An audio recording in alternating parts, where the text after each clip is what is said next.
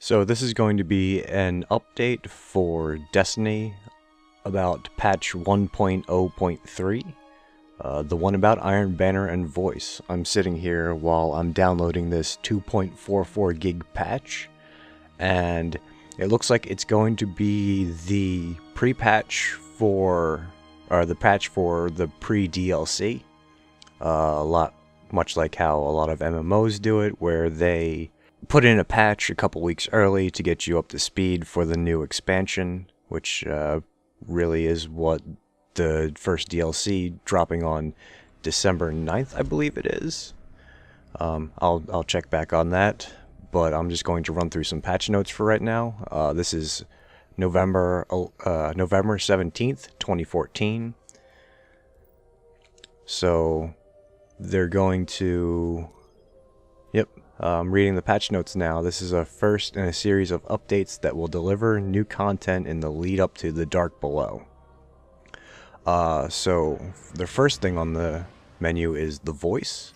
They're going to add a channel for team chat, a chat for match-made teammates in Strikes and Crucible, and there's a way to toggle between chat channels along with your party chats. Personally, I prefer party chats. That way we can limit on who's going to be in our channel. Looks like you're going to use D-pads for the chat channel. Let's see, fire team chat.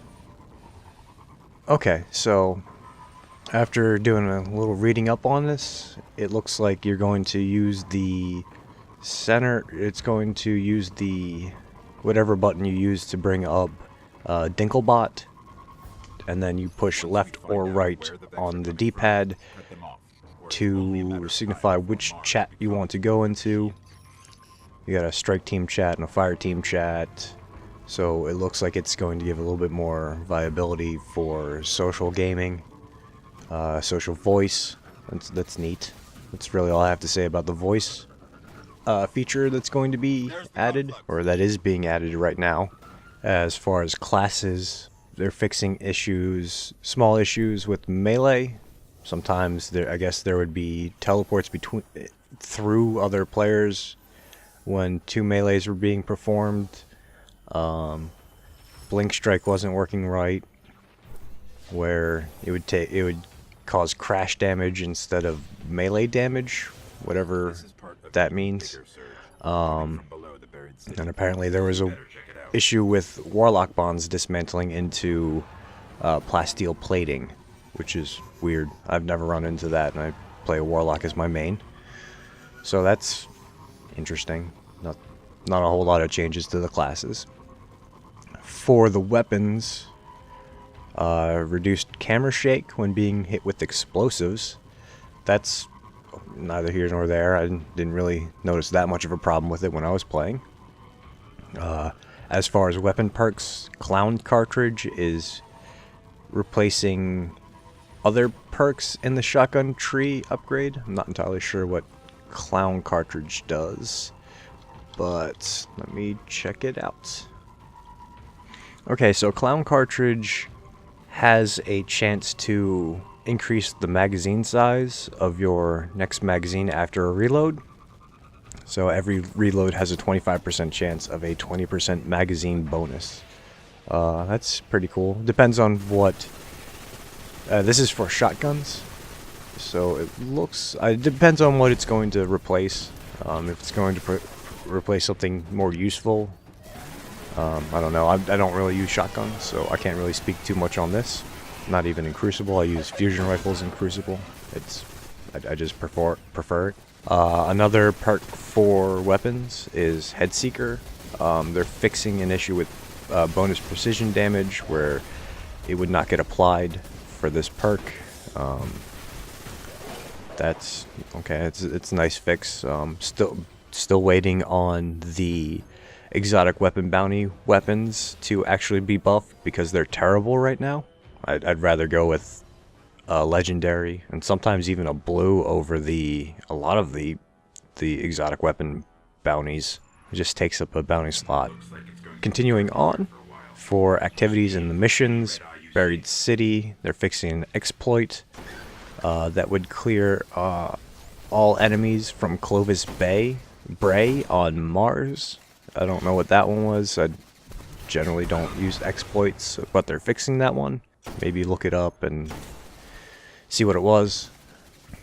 Strikes, Winter's Run, they're fixing the exploit zone on Axer.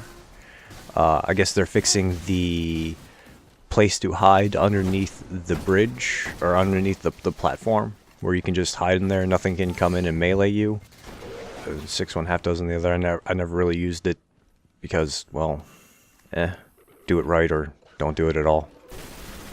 Difficulty will scale for 3-player, will scale less for 3-player fire teams, making strikes less deadly for them. I don't know what that means. Difficulty will scale less for 3-player fire teams. Whatever. Not that I really felt strikes were all that difficult to begin with, unless it was the weekly or the nightfall. They can get pretty tough depending on which boss you're running into, like Fogoth or Axer. With heroics, they're fixing an issue where engrams earned during the daily and weekly activities were not displayed in the post-game report. Okay, I've seen that. That's an issue that needed to be fixed, because you'd have like the 4 slots, and like you'd have the last 2 slots would have nothing, and then you get back out to orbit, and then suddenly they'd appear. At least we were getting them. At least I was getting them. I don't know about anybody else. This is not a big problem that I've been hearing about. They're fixing things with Iron Banner. A level 20 or above must be able to lead a Iron Banner fire team. Below 20 can only accompany. Above 20, Lord Saladin now has 5 rep ranks instead of 3.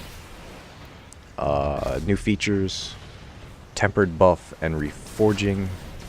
Not entirely sure what those entail. I haven't been really into the Crucible scene lately. I've just been playing the PvE stuff.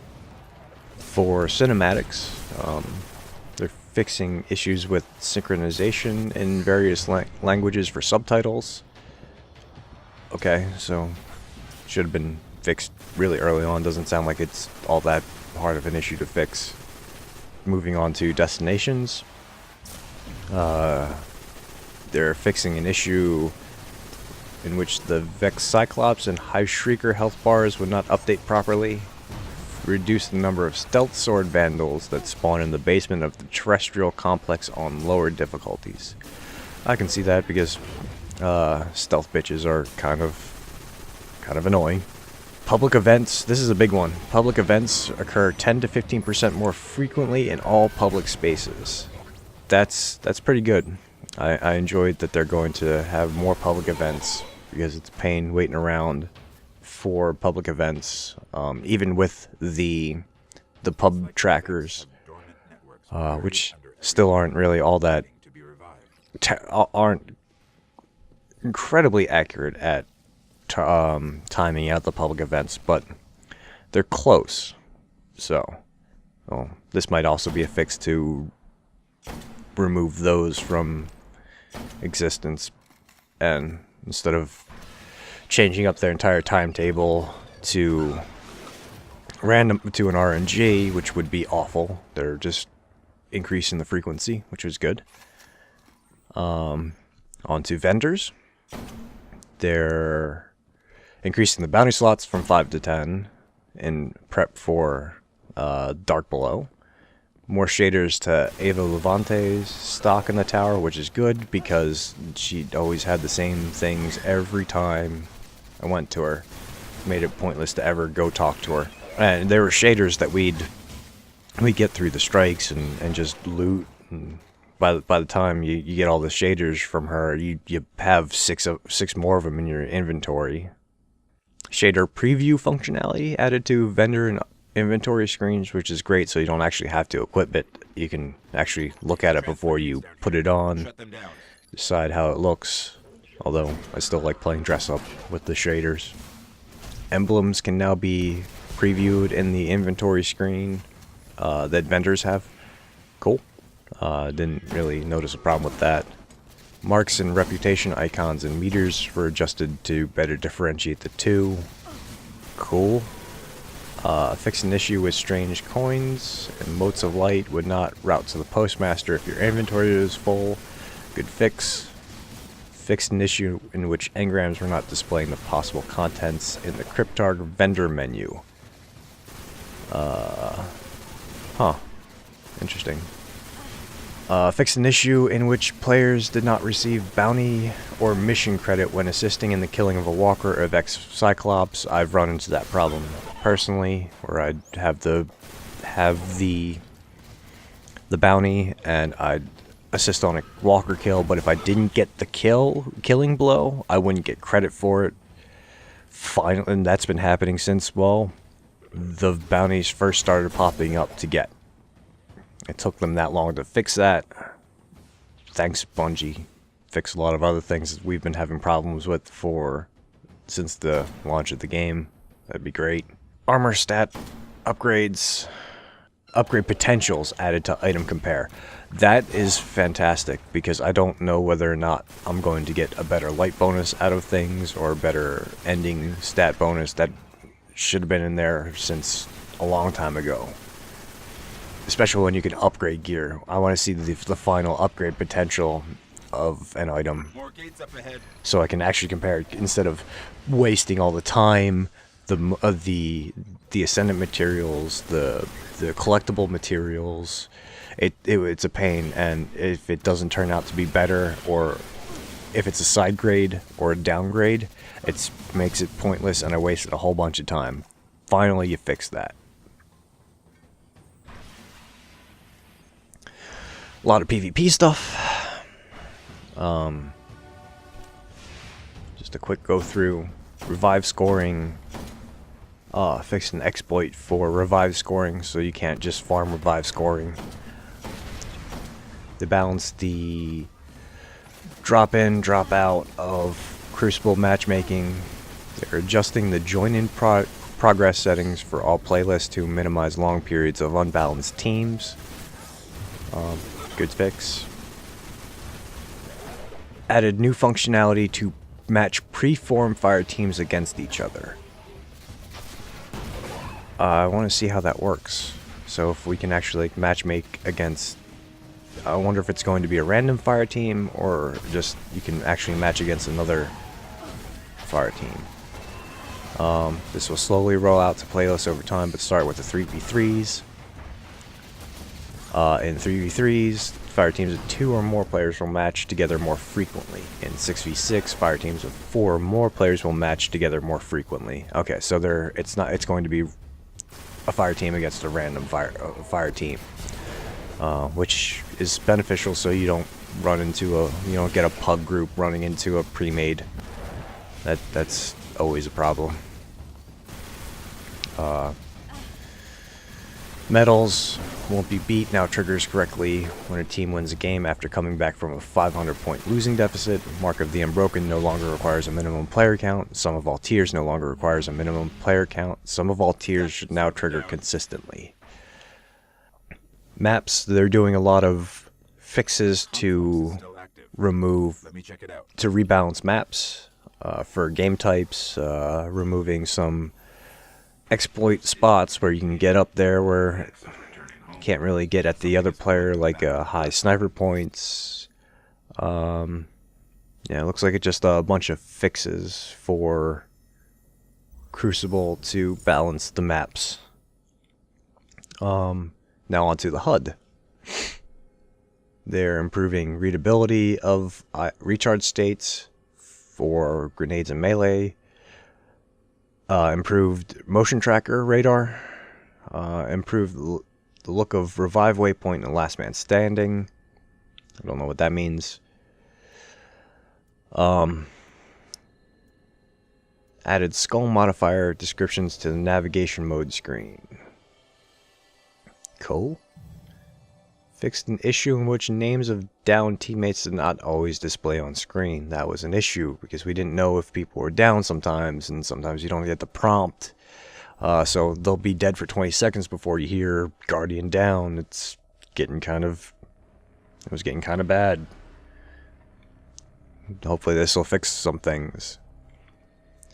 And the only way to figure out if a player was down was for them to call out over chat, because it was way more reliable than them relying on the in-game notifications.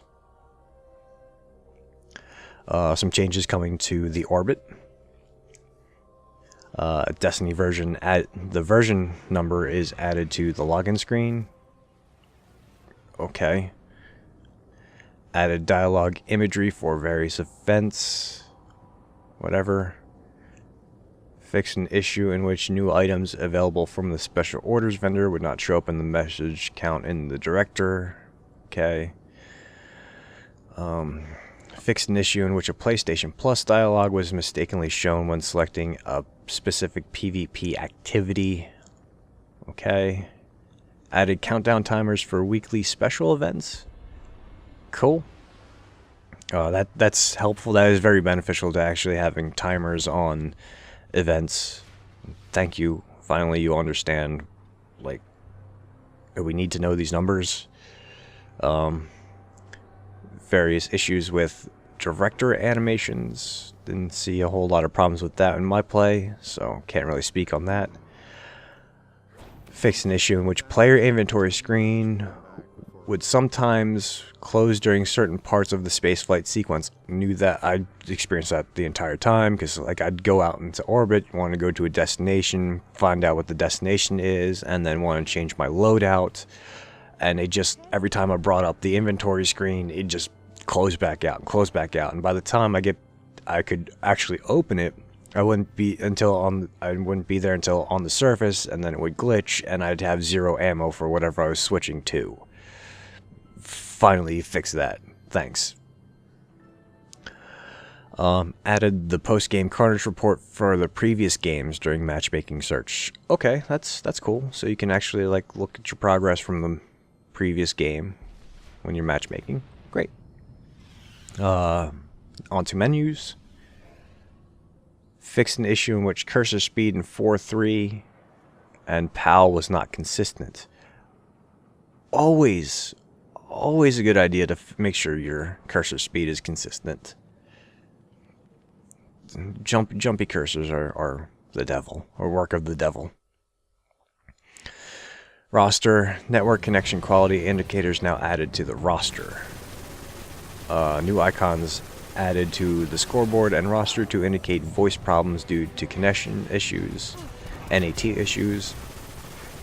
Added support for direct fireteam joins from the roster on the Xbox One. Yay. Fix for inventory. Updated spin metal, relic iron, and helium filament icons to better resemble in-game visuals. What?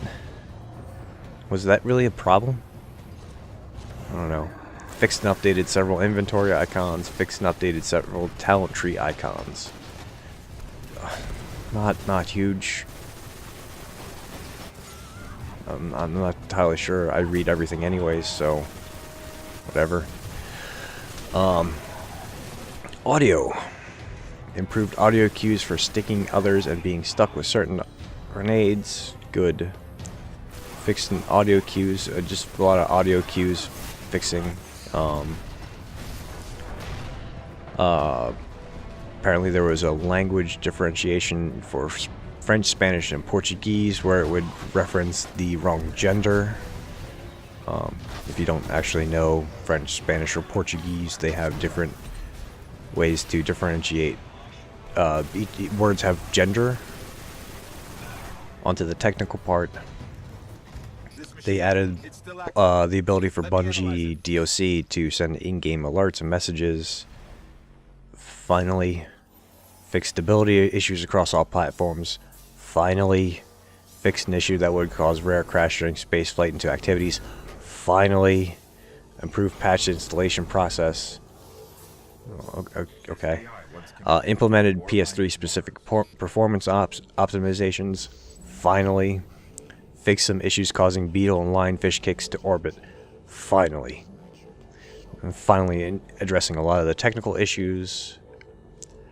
They're not doing a couple things where they should have, like a lot of weapon buffs that really should have been coming in, rolling out. They'll hopefully be rolling out in the next few weeks leading up to Dark Below, namely exotic weapon bounties, because they're just so bad.